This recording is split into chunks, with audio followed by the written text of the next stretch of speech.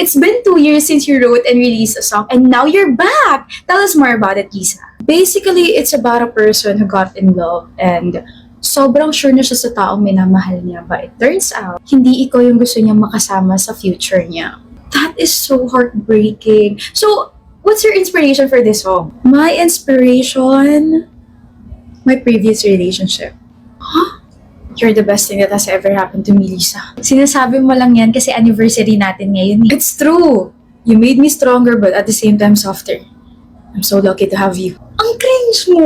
I know minsan lang ako maging sweet pero bumabawi ka naman sa actions. Yes, I know. Oh my gosh! Oh my gosh! Alam ko 1 taon pa lang tayo pero pwede na ba kitang pakasalan? I'm really sure about what I feel about you, Lisa. I really wanna marry you. Of course! Ramdam ko lang na ikaw yung taong para sa akin. So, yes! It's a yes! I'm sorry. I'm sorry, Lisa. Louie, you just proposed to me 3 months ago. Ito yung sing-sing mo. Nakikita mo ba to? Ito yung sing-sing na binigay mo. Ano yung sinasabi mo? Ano yung sinasabi mo bumalik sa'yo yung ex mo? She called off her engagement and then she went to me and then she chose me. Kaya mo ako iiwan? Ganun lang yun? Bilis naman. Ay, ano yung sinabi mo na I'm the best thing that has ever happened to you? Ano yung sinabi mo na sure ka sa nararamdaman mo sa akin? Ano yung sinabi mo na you really wanna marry me? Ano yun? Guni-guni ko lang? Nananaginip lang ako? I didn't mean to hurt you. Intentional yung ginawa mo! I truly loved you. Pero kasi it got messy and nung sinabi niya yun, I realized that I wanna be with her. All my friends who kept on saying na red flag ka. Kasi wala ka raw emotional intelligence. Gusto mo raw ako agad pakasalan kahit hindi naman tayo masyado nagde-date. Na you always seek validation elsewhere. Pero kahit ganun, I still chose you. Tapos sabay ganito. Para mo naman akong ginawang basura yan. I'm sorry. I don't expect you to forgive me. I just hope one day you find someone who never doubts choosing you.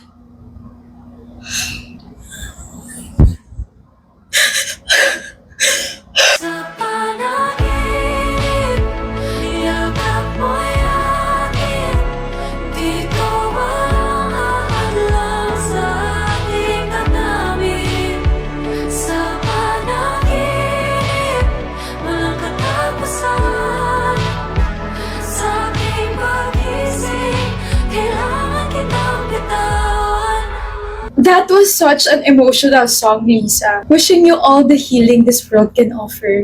Thank you. Payag ka ba, Mon? May papakilala ako sa'yo. Ayoko nga. Bakit? I'm trying to put an effort sa love life mo, tapos ayaw mo na agad. Friend to ng friend kong taga-ibang block, magkakasundo kayo nito. May girlfriend na ako. Weh? Bakit hindi ko alam yan? O baka nagtanong ka ba? Baka naman eme-eme mo lang yan, hindi ko siya nakikita eh. Hindi lang nagtutugma yung scan namin ng first time, kaya kapag nakikita kami, tuwing uwian lang. Grabe ka nga, ako pa talaga hindi naniwala, nakaka-offend ka ah. Eh mali ko ba sa sobrang tagal mo single, delusional ka na. Pasko sa'yo itong bag ko eh. Man. Serene. Tapos na yung class ko, matagal ka ba naghintay? Hindi naman. Gutom ka ba? Medyo. Tara kain tayo. Saan mo gusto? Siya ba yung girlfriend mo, Mon? Di ka pa pala umaalis. Ano ba yan? Serene si Joel, kaibigan ko. Joel, si Serene, girlfriend ko. Hello, I'm Serene. Oh, bastos talaga yun. Pagpasensya mo si Joel medyo sabog kasi yung utak nun dahil sa receipt eh. Okay lang. Tara na. Di ba marami na kayong dogs and cats? Oo, pero kasi naisipan ko na baka it's time na to build a small rescue shelter para sa mga abandoned dogs and cats dun sa lugar namin. Mayag naman sila mama kaya next week magre-rescue na kami. Uy, ang sweet nun ah. Grabe, mahal na mahal ko talaga yung mga taong mababait sa mga animals. Dalaw ako ah. Of course! Wait, may dumi ka sa gilid ng labi mo. Dumis mo talaga kumain, love. Frapmon! Anong Framon? Short for gusto ko ng Frapmon. Daming alam. Ano yung dala mo? Pagkain. Niluto mo? Hindi. Si mama yung nagluto, hindi ako marunong eh. I mean, sinubukan ko naman magluto, pero kasi sabi ni mama, wala raw lasa. Ang sweet talaga ni tita. Love, road trip tayo. Pero may mga kailangan kasi akong tapusin this weekend. Love, huwag kang mag-pout. Oo na, sige, mag-road trip na tayo. Yes! Problema mo? Iniisip ko lang yung girlfriend mo. Ano? Hindi! Hindi yun yung ibig ko sabihin. Gaano na kayo katagal ni Serene, pre? Kala ko, 7 months, bakit? Tagal niyo na rin pala, no? Saan kayo nagkakalala? Saan kami nagkakalala?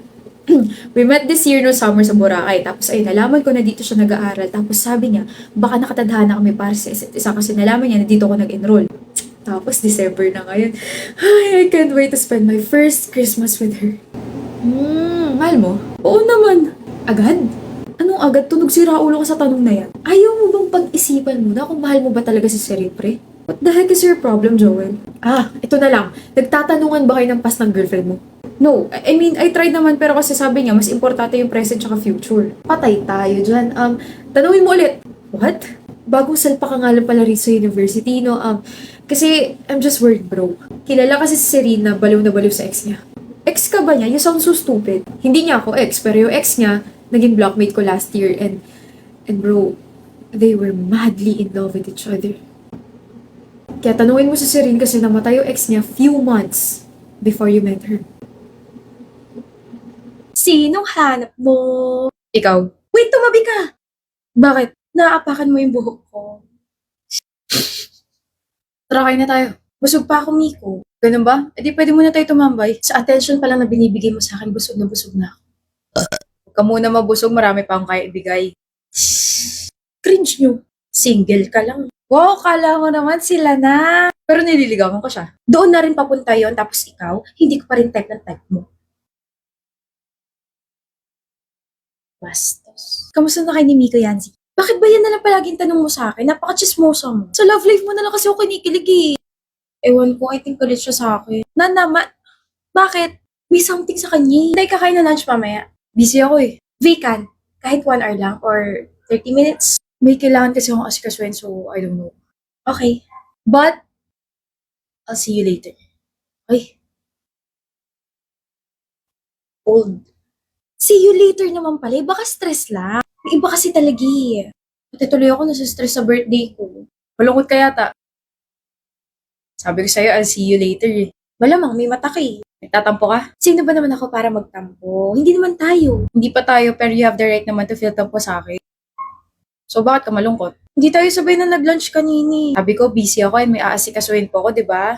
Alam ko, na-attach lang po. Bumili pa kasi ako ng additional gift for you, kaya hindi kita nasabayan. Gift? Di ba birthday mo? Naalala mo? Kaya ka nagtatampo kasi akala mo nakalimutan ko na. Ito yung mga regalo ko. Clips? Headbands? Gusto mo kasi nagsusuot ng mga clips tsaka headbands, di ba? Kaya binilhan kita, tapos na-visualize ko na bagay sa'yo lahat yan. Ang ginagawa natin dito, bro. Bibili ako ng hair accessories for Yanzi. Bumili ka na lang ng mga malalaki, okay na yan. Ayun, sinama mo pa ako, nakakahiya naman. Hindi siya basta-basta nagsusuot ng mga ganun. I mean, bagay naman sa kanya lahat, pero mas gusto niya yung mga little cute clips or di kaya headbands that complements her face and her hair. Wow. Thank you, Miko. Dinrowing din kita. Like, ilang beses na. That's the proof. Oh my gosh. Ako to? When I started drawing you, alam ko na gusto na kita. Hindi ka na mawala sa isip ko eh. Oh, may letter. Huwag mo na basahin. I love letters. I know, kaya nga ako gumawa eh. Yanzi, happy birthday. No matter how cruel the world can be, please don't lose your comforting eyes, man. Thank you for bringing so much emotions in my life. Dahil ganyan na epekto mo sa akin, Miko pala sa puso ko. Happy birthday. Kinikilig ako. Dapat lang. Kaya it's a yes. Yes. Buti approve yung mga gifts ko para sa'yo. Yes, as in, sinasagot na kita. Huh? Tayo na. Tumabi ka muna! Huh? Naapakan mo yung buko, Yanzi.